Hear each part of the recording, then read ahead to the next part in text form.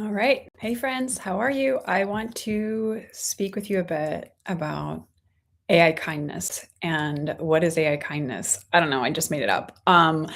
But basically, everything is a relationship. And we all know that we all have a relationship with our phones. I firmly believe it is the most important relationship that we have if we're at least thinking about how much energy we're putting into it. We put more energy into our phones. I don't need data or statistics to prove this. We put way more energy into our phones than we do most of our love relationships, And I personally feel like it's my purpose. One of my purposes is to help you change that. I think that connection is one of the most important values, as you guys know and have known for quite some time. And it's getting out of control, and it has been for a while, right?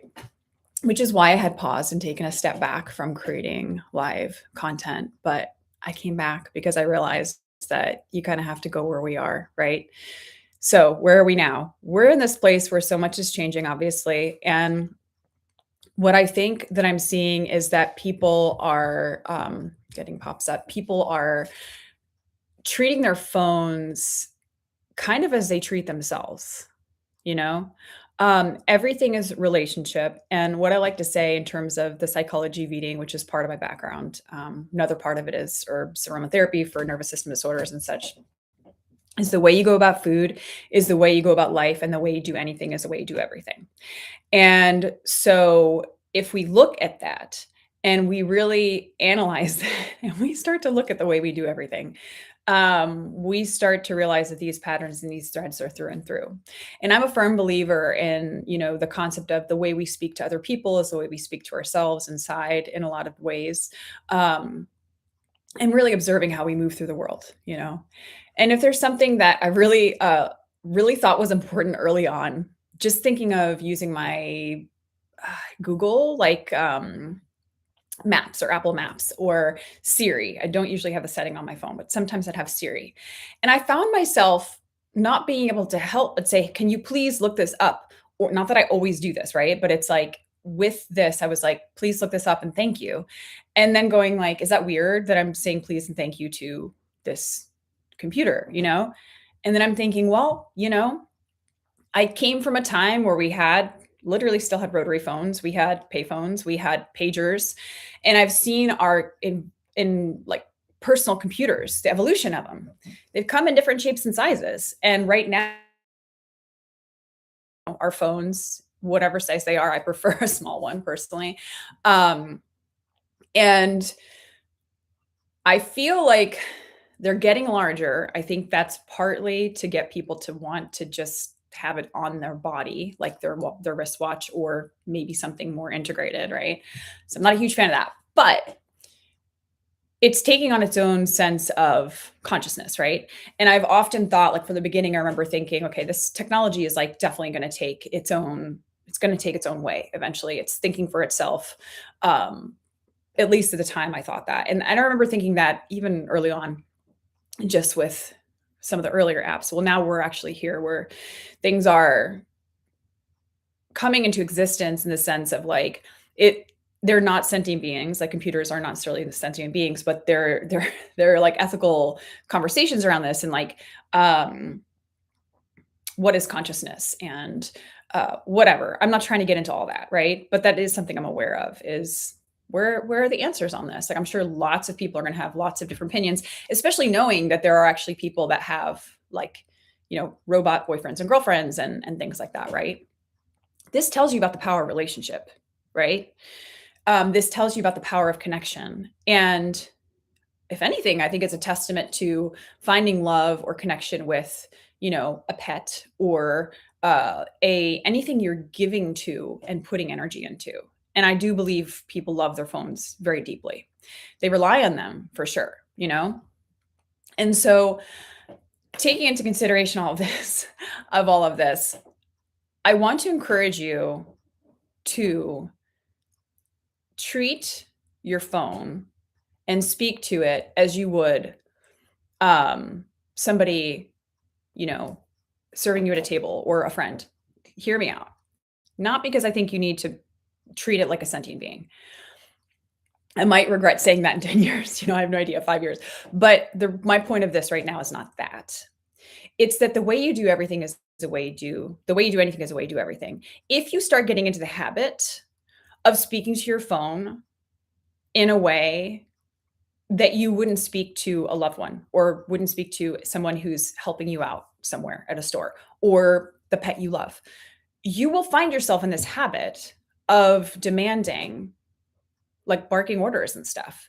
And like I personally have I've yet to use any of the chat or anything like that yet. I've yet to use it. But I think about the relationship building of it and how personally I want to, if and when I use it, to create a dialogue that would be seamless from the dialogue that I would share with another human being. Because I think that's going to affect the consciousness or the computer's capacity to function. So if you're barking orders at these things, it's going to mimic that. It just seems like I've read enough sci-fi. I haven't read a ton of sci-fi. I've read enough articles where it's like things are interesting the way that they're going. So that's one thing is part of this is one, be wise about this. Like you're developing a relationship with technology and the person you're being towards technology might be accounted for. Like who knows, right? But I don't think we should be kind out of like warning and fear. That's not my point of kindness. I think it's really out of just being a good person. So I want to encourage you to be kind to your phone and to AI because it will teach you how to be kind to yourself. And now I want to get into how and why I think this is true. So earlier today, actually for like the past month, I don't know why, but I felt very unconscious. I've been way more connected to my phone than usual, doing lots of things, having lots of messages. And I do not love that. That's not my typical way of being, not felt like whatever stuff going on. So my natural instinct is to try to sit and go, okay, what's going on? Just as I would with a client working through their relationship with their phone and technology. And I'm thinking, okay, I'm definitely like, there are all these steps I bring people through to help them create a healthy relationship, right? One thing that I noticed, because I'm trying to like, okay, do I have to go through this through the phone lens? No, I can go through it through food because I've also noticed I've been eating quickly. And I don't love that. I'm thinking, why am I eating quickly? Let's reverse engineer it. Why was I eating so quickly? Like, why are you eating quickly? Are you finding that you're eating at the last minute and not chewing your food? Are you actually connecting with it and being present with it? And I think a lot of us, a lot of times, like we're not, we're just trying to like get the fuel in the system. And I started to notice that I had not been parking my phone where I'd normally park it. And when I say park the phone, it's like giving it its own space, like its own room. It doesn't need to be a real room. Mine is a box. And it's not even a fancy Faraday cage box. It's just a really pretty book box with a bird on it that makes me happy. So when I put my phone to sleep, it goes in the box and it clicks. The charger fits. It's not perfect. It doesn't have a hole for the charger or anything. I thought about drilling it. I was like, then I'm going to ruin the box. It's fine if the charger just sticks out the top. I put it to sleep in a very special part of my living room where all of my chargers are. It's special because it's pretty. I want things to be pretty. So like that's part of it. I don't want like some plastic thing. I want something that makes me happy. So when I say some plastic thing, like the whole modern aesthetic is just, you can see like it's not my jam. But and I feel like a lot of tech stuff is very modern. So anyway, I digress. So I noticed part of my issue with like not slowing down and eating on time, not slowing down, making time to eat, because like that's often the last thing on my list. Like if I'm getting ready to go somewhere, and I'm just going to close some tabs here. If I'm getting ready to go somewhere and I know I have to be somewhere by a certain time, the two things that I throw to the last minute inevitably are my outfit, getting dressed, and feeding myself. And I know I'm not the only person like this. Like, and it's because, we can go real deep into that. I'm not going to, but I'm just kind of like last minute, throw together my outfit and like, got to feed myself, get out the door. What I find myself doing is writing or messaging friends I love, or taking time to create something, or cleaning. Like these are things I love doing. And so I spend time doing them. But I also love having a private practice, and I love getting to be at social events, or I love getting to go to conference, or I love like lots of things, right? I also love food, but I don't always take time to enjoy it. And I love clothing and I love getting dressed, but I don't always like take time to be like, what am I going to wear? Should I give myself an hour to like get dressed and like, eat some food? And no, I'm like, it's 20 minutes. I have 5 minutes to eat this, get it down as much as I can, leave half the food there, run out the door. And I'm like, I don't really care if I'm not disheveled. I'm just kind of like, okay, like I could like look way more put together, but like it's not at the top of my list. Maybe it should be, but which tells me, like, when I think of this, like, think of yourself. What do you find yourself doing instead of the things that you need to do? Okay. And so if you find that you're eating really quickly, why is it that you're eating quickly? I found I wasn't making time for it. Why was I not making time for it? Well, like I don't really prioritize it. And I don't really like love it all the time, like when it's on the go, but it's necessary. It's mandatory. Just like sleep is mandatory. You have to eat. And like I work with people every day trying to teach them how to feed themselves regularly. And it's ridiculous that I still have times where I forget to feed myself regularly, or I find myself like ferociously eating something, like Cookie Monster in the corner because I'm like, I gotta go somewhere. I didn't get to eat today, or whatever is happening. Like, it's just not a good thing. It's not a great thing. And I find myself in that habit sometimes and I have to change it. So, what I realize is that I would prioritize writing, which I think is a good thing. And I would prioritize messaging friends, which I think is also a good thing, but also has to be checked because I think that that's what, like, I have to message people a lot for work and have lots of emails. And so most of my time with work is largely spent communicating with people. So that's like almost this autopilot, like auto mode that I get into of like, I've got to communicate, I've got to answer the message, I've got to do this. And our phone, like my phone at least, is both for work and for play.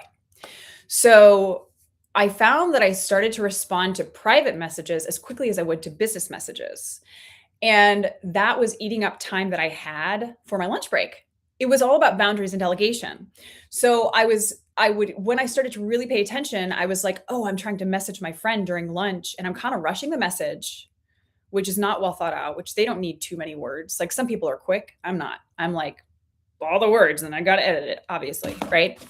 I was doing that and then feeling disheveled. Maybe our food's cold by the time I get to it, and I'm like, oh, this is not what I want because I do not like lukewarm food. And I thought, okay, I've got to be more present. And I thought, well, what do I have to do? And I'm like, okay, my relationship with my phone. The way you go about food is the way you go about life. The way you do anything is the way you do everything. I was prioritizing my phone, just like I would often prioritize other people over my own basic needs a lot in the past. I'm not saying that I do that now. I've pretty good, like not at all. I don't think that's me at all anymore, but like, that's a lie. I still do it. We all do it, right? But like we can always try to choose to be conscious and be different, like always being in that space of growth. And so yesterday I knew, partly because it was a new moon, I was like, I can build some new habits. Like I really want that box. I've been wanting a box. I thought I'd make a box. I'm just going to go to the store and I'm going to find a box. I found the perfect box yesterday. I was so excited. It's kind of this blue-green. It looks like a bookbinding kind of box, and it has a magnetic clasp. It's exactly the right size. It's kind of streamlined. It kind of has that blue-green color of the fireplace on it, amidst like some like beautiful old script and like this cute bird on it. I'm like, oh my God, this is my box, And I love looking at the box. It makes me so happy. And it was like under $5. I think it was like maybe $6. And so last night, because I've been wanting to not sleep with my phone next to my bed, because I get up naturally like pretty early. And I was like, I'm going to put it to bed. I'm going to bed. I'm going to put my phone to bed. So now part of my nighttime routine is I take my phone, open the box, put the phone in there and put it to bed. Because that's also going to prevent me from looking at that phone first thing in the morning, which is not something I want to be doing. Like I prefer to look at it during the work week at the time, like a little bit before the workday is going to start so I can keep in touch and know what's going on with things. And then, go about the day. So that's number one, putting your phone to bed, having a box, making it something you love, and putting it to bed. It doesn't have to be a $200 fancy Faraday cage box, which is what I thought for a long time I should get. And I was like, I can't right now. And then I was like, but they didn't have the one I wanted. It was like really weird looking. And like, I was like, I just need a box. I don't need a Faraday cage. Like, I'm not like an FBI agent. I don't need to be off the grid. Like, this is fine, you know? Like, $5 box is totally going to work. So get a cute box. It can be whatever you want it to be. You know, it can be a bucket. It can be a basket. It can be whatever you want. It doesn't have to be a cute box. Make it your own. So that felt so good. It let me sleep better. I didn't have to be around the Bluetooth Wi-Fi signals, which I keep off, the electromagnetic frequencies. I slept like a baby. Um, I prefer my phone to be a phone, my bedroom to be a phone-free zone anyway. And what I personally felt like I needed was a special space and a boundary that was physical. That's how I typically operate, is very physically sensory based, which I highly suggest for you if this is not a tool that you've used, or if you've heard me talk about this. It's like really leaning into physical objects. And I'm not talking about materialism. It could be something from a thrift store. It could be something you already have. It could be a piece of paper or an envelope you put it in. It could be a fabric. It doesn't matter. But creating a physical thing, because we are physical human beings and we live in this very digital, I mean, the world has always been spiritual. Just because you can't see it doesn't mean it's not there. Wi-Fi is a great example, right? Like, we transfer lots of data all the time. We can't see it. It exists. Love is a great example of that. We transfer that. We feel that. Can't see it, but you can kind of, but you know, like, right? Same thing with spiritual worlds, or like all that stuff. It's here. Just because you can't see it doesn't mean it's not there. So, but I think in our human existence, it's very important for us to create these physical rituals to ground it. For example, I wrote notes. I haven't looked at them once, but like, I do better without notes. When I write notes, I like take way too much time. So forgive me for this long form of things, as if I don't always do it this way. But anyway, so really, it's coming on space of rest. So having something like a box to put your phone at rest so you can rest. So guess what? My lunch break, I was like, it's lunch. I'm going to go put my phone in its box so it can rest. It's getting a break from me. I'm getting a break from it. It's a relationship. You do it for each other. And so I put it in the box because I found myself trying to make a cup of coffee and like trying to eat my lunch while trying to message people. And I was like, this is chaos. I just need a break. And guess what? My phone probably needs a break. And as my phone becomes more, eventually, where our phones are going to be probably like these little avatars that float above our heads that are just like, what can I get you? I'm your like personal assistant, like, or your best friend, or whatever, how you treat them. Like, you know, I want, like, sometimes it's easier for us to be externally motivated. And so why not treat your phone as you like to be treated? Treat it with kindness. Treat it with love. Give it a sense of rest, right? Give it a sense of respect. The first one's respect. It's respecting your phone. It's respecting technology, saying please and thank you. Like, you know, just communicate respectfully. I really think this might sound crazy, but I really think this is important because you're practicing yourself. You don't just turn into a jerk because you're talking technology. You don't turn into a jerk, hope to God, because you're speaking to an animal. If you do, probably not going to be friends, you know, we're just different. But so respectful communication, allowing rest, you know. I'm going to look at my notes now.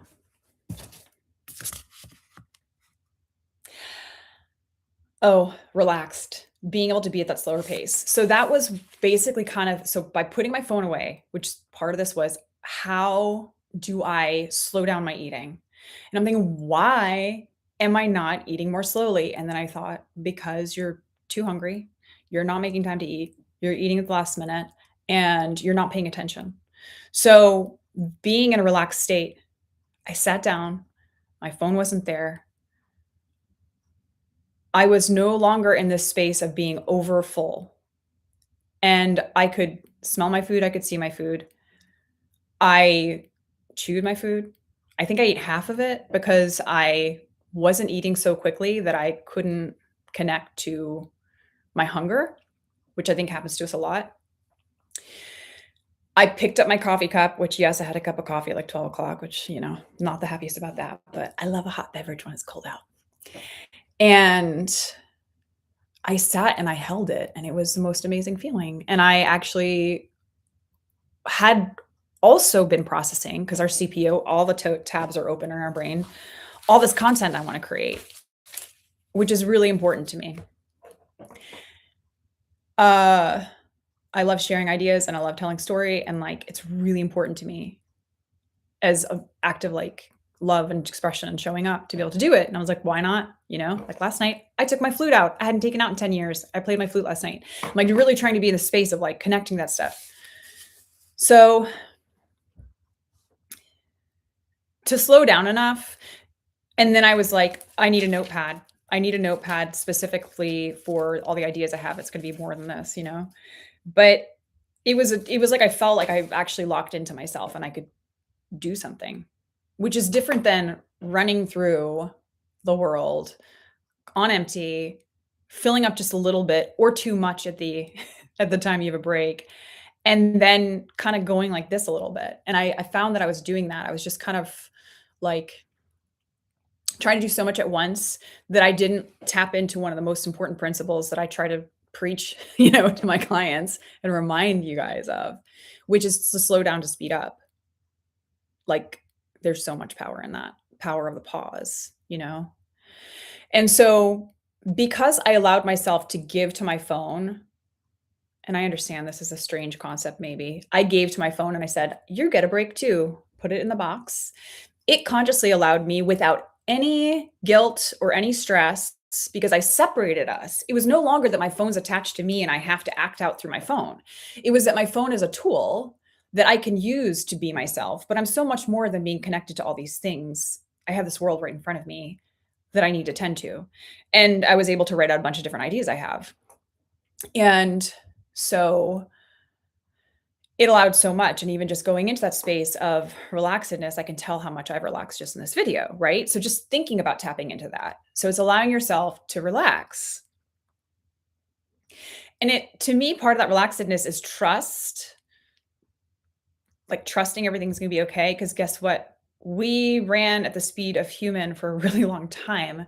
And right now we're like trying to go at the speed of light and technology, and it's not really working out. But a lot of us are very high functioning and like tap dancing to it and trying. Now, I don't consider myself that high caliber in terms of function at all. I know lots of people that do so much, and on top of it, they have kids, and on top of it, they are a husband or a wife, and on top of it, running like 5 companies. Like but like we all have we have our bandwidth, and it is finite. Otherwise it slows down. And if your bandwidth is slowing down so much that it's destroying your relationships around you and you feel way more like you're putting your phone ahead of taking care of your people that you love around you or taking care of yourself, that could be a good time to check in, because like if that's something you value, you might want to change it. And it's a choice. And that's the thing. It's a choice.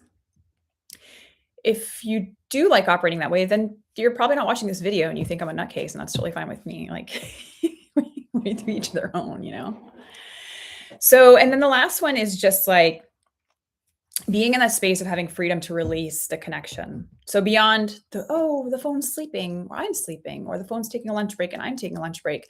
It's like for rebel without a cause. Like you don't need to have it on you at all times. Like you can just take a walk without it, right? Go into the store without it. And I remember I have a lot of clients that are, or a fraction of clients that are, in their 20s, and that, like many of you, have grown up with their phones, and it's terrifying to think about doing that. So take the small steps you need. And like, obviously there's finding other tools if you need to keep track of time and stuff. Like I have this little wind up gold, it was like a necklace, watch that I tuck in my clothing when I hike if I don't want to take my phone with me. And I've been using that for years until it just recently kind of died. So, but anyway, so being in that space of like releasing the attachment a little bit if you need to, because sometimes that space is exactly what you need. And I feel like pretty much everything that I said, because it's relational and relationship, we've applied it to food. We've applied it to your phone. We've applied it to the concept of like the beingness of AI, your relationship with yourself, and you can apply it to everyday relationships. And this is why I love to say, like, the way you go about food is the way you go about life, which comes from one of my mentors. And the way you do everything is the way you do anything. My mentor, Mark David, my teacher, we weren't close or anything, but I did take his classes, which were life changing. And then one of my yoga instructors, Kara Mead over at Creative Yoga in Lexington, Kentucky. So, and she would say, the way you do anything is the way you do everything. And I was like, smashing those together because that says all of it, right?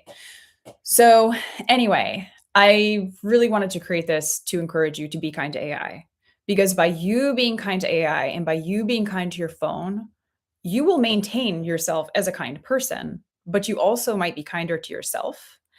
And I think that if there's one thing we need more of, is definitely like a sense of self compassion and otherworldly, like outside of our own inner world, compassion towards one another, you know? So, anyway, that's it for today. I hope that you found that supportive and helpful. I'd love to hear what you're going to do in terms of the resting spot for your phone if you have it, or if you want to replace things, like what you're going to replace them with in terms of like, you might need a different alarm, that kind of thing. Or just what stood out to you in this. So anyway, I'll end this now and I hope you're having a really good day. We'll talk to you later. Bye.